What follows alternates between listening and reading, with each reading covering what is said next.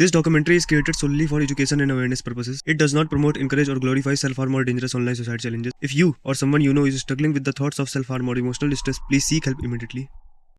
2017 दुनिया भर के न्यूज चैनल्स एक ही नाम बार बार बोल रहे थे, ब्लू व्हेल चैलेंज।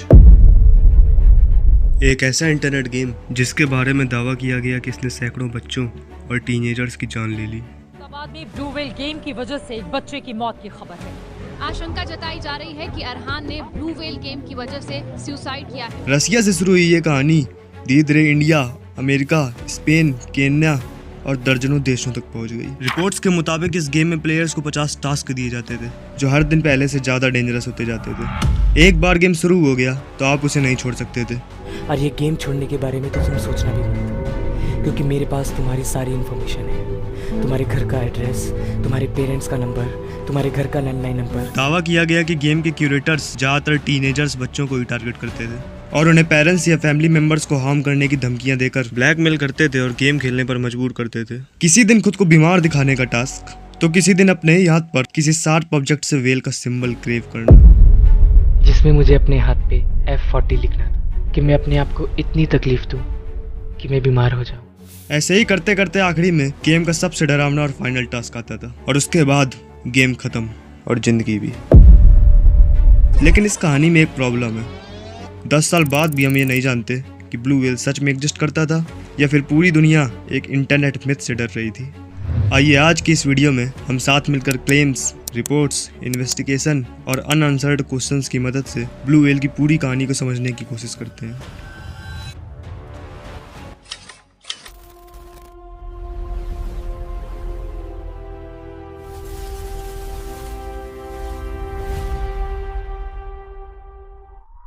वैसे तो ब्लू व्हेल की कहानी ऑफिशियली 2017 में फेमस हुई, लेकिन इसके रूट्स हमें इसके काफी पहले रसिया में मिल चुके थे। 22 नवंबर 2015 रसिया की एक टीनेजर गर्ल रीना प्लानकोवा ने एक सेल्फी अपलोड की। कैप्शन था न्या बाय। अगले ही दिन रीना ने अपनी जान ले ली। उसकी डेथ के बाद रसियन सोशल प्लेटफॉर्म वीके पर उसकी तस्वीरें और उससे जुड़े मीम्स तेजी से वायरल होने लगे। यही वो जगह थी जहाँ पहली बार व्हेल्स, F57 और मिस्टीरियस ऑनलाइन ग्रुप्स जैसे शब्द एक साथ दिखने लगे। The story of Rena's death will spread like wildfire, and more teenagers around the world will start killing themselves. इसके बाद के 2 महीने यानी दिसंबर 2015 और जनवरी 2016 में रसिया में कई और टीनेजर्स बच्चों ने अपनी जान ली। इतने कम टाइम स्पैन में इतने सारे बच्चों का अपनी जान ले लेना बहुत ही शॉकिंग बात थी। इन 2 महीनों के बीच सुसाइड करने वाले बच्चों के सोशल मीडिया अकाउंट्स पर व्हेल्स, डिप्रेसिंग कोटास और एनोनिमस ग्रुप के रेफरेंसेस देखे जाने का दावा किया गया। उस समय तक किसी ने भी ब्लू व्हेल गेम या ब्लू व्हेल चैलेंज का नाम नहीं सुना था। मई 2016 रसिया के इन्वेस्टिगेटिव न्यूज़पेपर नोवाया गजेटा ने एक आर्टिकल पब्लिश किया। इस आर्टिकल में दावा किया गया कि रसिया में 130 टीनेज बच्चों की डेथ का कनेक्शन ऑनलाइन सुसाइड ग्रुप से हो सकता है। आर्टिकल में F57, ओशियन व्हेल्स और एनोनिमस क्यूरेटर्स का जिक्र था। इसी रिपोर्ट के बाद दुनिया ने पहली बार ब्लू व्हेल चैलेंज का नाम सुना और यहीं से इंटरनेट हिस्ट्री के सबसे बड़े मोरल पैनिक की शुरुआत होती है। कुछ ही महीनों में ब्लू व्हेल रसिया की बाउंड्रीज पार कर चुका था। इंडिया, अमेरिका, स्पेन, केन्या, पुर्तगाल, टनिसा, उरुग्वे और डजन्स ऑफ कंट्रीज से ब्लू व्हेल से जुड़ी रिपोर्ट सामने आने लगी थी। रसिया में 2 टीनेज गर्ल के बारे में रिपोर्ट किया गया कि उन्होंने एलिजिटली ब्लू व्हेल गेम्स के 50 टास्क को कंप्लीट कर लिया है। इंडिया में भी कई केसेस मीडिया हेडलाइन बनने लगे। मुंबई, केरला, इंदौर, जोधपुर और अहमदाबाद जैसे कई शहरों से ब्लू व्हेल से जुड़े दावे सामने आने लगे। एक 19 साल के स्टूडेंट की डेथ को भी ब्लू व्हेल से जोड़ा गया। जॉर्जिया में एक 16 साल की लड़की की डेथ मीडिया हेडलाइन बनी। पराग्वे, वेनेजुएला और पुर्तगाल से भी ब्लू व्हेल से जुड़े हुए इंसिडेंट सामने आने लगे। 2017 तक ब्लू व्हेल का नैरेटिव कुछ इस तरह एस्टेब्लिश हो चुका था। 50 टास्क, 50 डेज, सुबह 4:20 पर उठना, हॉरर मूवीज देखना, दिन भर किसी से बात न करना, एक स्पेसिफिक सॉन्ग सुनना, अपने हाथ पर व्हेल का सिंबल क्रेव करना। और रिपोर्ट्स के मुताबिक धीरे धीरे टास्क और भी डेंजरस हो जाते थे। एनोनिमस क्यूरेटर्स, टीनेजर्स और आखिरी टास्क होता था खुद की जान ले लेना। दावा यह भी किया गया कि एक बार गेम शुरू होने के बाद इसे छोड़ना आसान नहीं था। रिपोर्ट्स के मुताबिक पार्टिसिपेंट्स को धमकियां दी जाती थी कि अगर उन्होंने गेम को छोड़ा तो वो उनकी फैमिली को नुकसान पहुंचा देंगे। एक 13-14 साल का बच्चा लॉजिक कम इमोशन से ज्यादा सोचता है। बच्चे डर जाते थे और इस गेम को खेलते रहते थे। अगर आप भी सोच रहे हैं कि ब्लू व्हेल गेम को डाउनलोड कैसे किया जाता था, तो इसका जवाब बिल्कुल भी सिंपल नहीं था। कुछ रिपोर्ट्स के मुताबिक ये वीके ग्रुप्स के थ्रू शुरू होती थी। कुछ लोगों ने टेलीग्राम और प्राइवेट मैसेज का जिक्र किया। कुछ इंसिडेंट में विक्टिम्स ने क्लेम किया कि उन्होंने ऐप डार्क वेब से इंस्टॉल की है, लेकिन आज तक कोई भी universally accepted blue whale application publicly identify नहीं की जा सकी। अगर ब्लू व्हेल इतनी डेंजरस थी तो गवर्नमेंट ने सिंपली इसको बैन क्यों नहीं किया?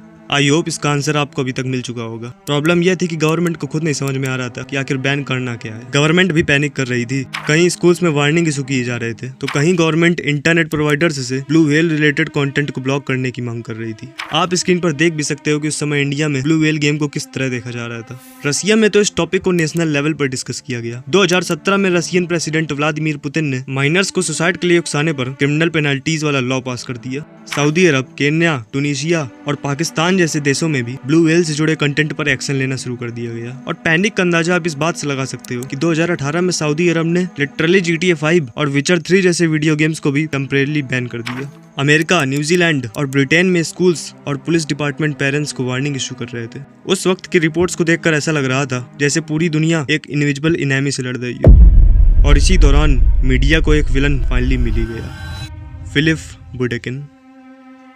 रिपोर्ट्स के मुताबिक बुडेकिन F57 नाम के ऑनलाइन कम्युनिटीज से जुड़ा हुआ था। मीडिया ने F57 को ब्लू व्हेल का ओरिजिन पॉइंट बताना शुरू कर दिया। 2016 में उसे माइनर्स को सुसाइड के लिए उकसाने के आरोप में अरेस्ट किया गया। रशियन मीडिया को दिए गए एक इंटरव्यू में उसने कहा, जो लोग अपनी जान की कीमत नहीं समझते हैं वो लिटरली वेस्ट हैं और मैं उन्हें साफ करना चाहता हूँ। न्यूज चैनल्स ने उसे ही ब्लू व्हेल चैलेंज के डेवलपर के रूप में आइडेंटिफाई किया। लेकिन एक प्रॉब्लम थी, इन्वेस्टिगेटर्स कभी भी एस्टेब्लिश नहीं कर पाए कि F7 वाकई ब्लू व्हेल का हेडक्वार्टर था। तो क्या फिलिप बुडेकिन ब्लू व्हेल का क्रिएटर था, या फिर वो बस इंटरनेट हिस्ट्री के सबसे बड़े मोरल पैनिक का सिर्फ एक चेहरा था?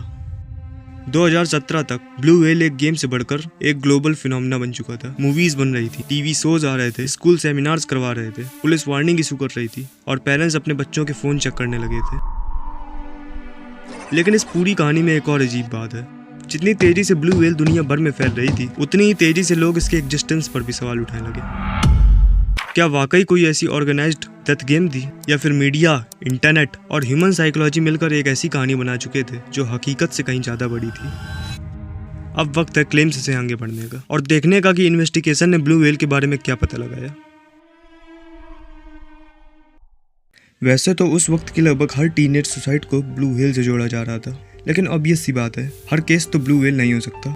जैसे दिल्ली के 19 साल के स्टूडेंट के केस को मीडिया ने ब्लू व्हेल से जोड़ा, लेकिन इन्वेस्टिगेशन ने इसमें मेंटल हेल्थ का एंगल बताया। विक्टिम के शरीर पर व्हेल F57 या किसी भी तरह की कोई मार्किंग आइडेंटिफाई नहीं की गई। ऐसा ही कुछ वेस्ट बंगाल और मुंबई के केसेस में भी हुआ था। मीडिया ने इन्हें ब्लू व्हेल से जोड़ा, लेकिन इन्वेस्टिगेशन ने डिप्रेशन और पर्सनल इश्यूज जैसे अल्टरनेटिव एक्सप्लेनेशंस को कंसीडर किया। ऐसे ही बहुत से केसेस में विक्टिम के शरीर पर ब्लू व्हेल से जुड़ा कोई भी निशान नहीं मिला और पुलिस ने भी ब्लू व्हेल के एंगल का जिक्र नहीं किया, लेकिन मीडिया ने इसे ब्लू व्हेल से लिंक बताया।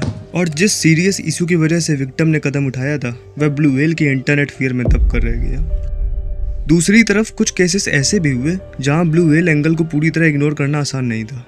जोधपुर केस में विक्टिम के हाथ पर व्हेल की क्रेविंग होने का दावा किया गया।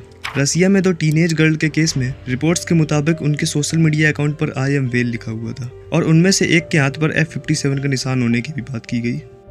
लेकिन पुलिस और फॉरेंसिक इन्वेस्टिगेशंस के लिए इतना काफ़ी नहीं होता। कुछ भी प्रूव करने के लिए मल्टीपल या एक्स्ट्रा ऑर्डिनरी एविडेंसेस रिक्वायर होते हैं। इन्वेस्टिगेशंस न तो ब्लू व्हेल के एंगल को कंक्लूसिवली प्रूव कर पाई और ना ही कई केसेस में अल्टरनेटिव एक्सप्लेनेशन दे पाई। मतलब वो ना तो ये कॉन्फिडेंटली कह पाए कि ब्लू व्हेल ही रीजन था और ना ही ये कह पाए कि ब्लू व्हेल का इससे कोई लेना देना नहीं है। और शायद ब्लू व्हेल की कहानी की सबसे बड़ी मिस्ट्री यही है। आज तक इसका कोई ऑफिशियल ऐप या universally accepted download link identify नहीं किया जा सका। हालांकि एम्स के केस में रिपोर्ट के मुताबिक विक्टिम ने दावा किया कि उसने ये ऐप डाउनलोड की थी। इंडिया की मिनिस्ट्री ऑफ होम अफेयर्स द्वारा की गई इन्वेस्टिगेशन ने भी कंक्लूड किया कि एक भी केस का ब्लू व्हेल से कनेक्शन कंसेक्यूटिवली एस्टेब्लिश नहीं किया जा सका। फिलिप बुडेकिन का केस भी कुछ ऐसा ही था। माइनर्स को सुसाइड के लिए उकसाने का आरोप उस पर प्रूफ हो चुका था, लेकिन ब्लू व्हेल के कॉन्टेक्स्ट में उसने जो कन्फेशन दिए और मीडिया ने उसके बारे में जो क्लेम्स किए, रशियन अथॉरिटीज़ उन्हें कंक्लूसिवली इस्टेब्लिश नहीं कर पाई।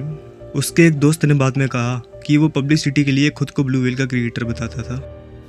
कुछ लोगों का मानना है कि मीडिया ने भी इस कहानी को रियलिटी से कहीं ज़्यादा बड़ा बना दिया, चाहे वो नोवाया गजेटा का आर्टिकल जिसमें पहली बार ब्लू व्हेल नाम सबके सामने आया, या फिर पूरी दुनिया भर के न्यूज़ चैनल्स द्वारा कॉन्फिडेंटली पेश किए गए क्लेम्स।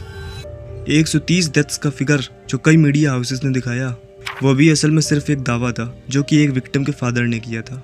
और हाँ, वीडियो की शुरुआत में मैंने जो 50 टास्क की लिस्ट दिखाई थी वो भी इंटरनेट पर पॉपुलर हुई एक लिस्ट थी जिसे रशियन सोशल प्लेटफॉर्म वीके में शेयर किया गया था। रशियन रिसर्चर अलेक्जेंड्रा आर्किपोवा ने ब्लू व्हेल से जुड़े वीके ग्रुप्स पर रिसर्च की और पाया कि कई ग्रुप्स खुद 12 से 14 साल के बच्चे चला रहे थे, जिनमें से ज़्यादातर ग्रुप्स ब्लू व्हेल के फेमस होने के बाद बने थे, बिल्कुल एक इंटरनेट ट्रेंड की तरह। 2020 में पब्लिश हुए research paper online suicide games ने भी कुछ इसी तरफ इशारा किया। रिसर्च के मुताबिक क्लेम्स तो बहुत बड़े हैं लेकिन एविडेंसेस इनसफिशिएंट है। जैसा कि मैंने अपनी पिछली वीडियोस में भी कहा है, extra ordinary claims requires extra ordinary evidences. और शायद इसी बेसिस पर बीबीसी ने कंक्लूड किया कि ब्लू व्हेल चैलेंज एक लिटरल गेम से ज़्यादा एक रशियन इंटरनेट नैरेटिव और एक इंटरनेट मोरल पैनिक था। लेकिन Rina Plankova, F57, VK communities, एम्स का केस और डजन्स ऑफ अनएक्सप्लेन्ड इंसिडेंट, इन सब का क्या? और शायद इसीलिए 10 साल बाद भी ये टॉपिक एक मिस्ट्री बना हुआ है। एक रशियन टीनेजर, एक सेल्फी, और उसके बाद शुरू हुई एक ऐसी कहानी जिसे इंटरनेट आज भी पूरी तरह समझ नहीं पाया है। अगर ब्लू व्हेल वाकई एग्जिस्ट करती थी तो शायद वो इंटरनेट हिस्ट्री की सबसे डेंजरस साइकोलॉजिकल फिनोमेना में से एक थी। और अगर वो सिर्फ एक मोरल पैनिक थी तो फिर ये इंटरनेट हिस्ट्री के सबसे बड़े हॉक्सेस में से एक थी। मैं हूँ अमन और यह थी ब्लू व्हेल चैलेंज की कहानी। एक गेम, एक हॉक्स, या फिर कुछ ऐसा जिसका सच हम आज भी नहीं जानते।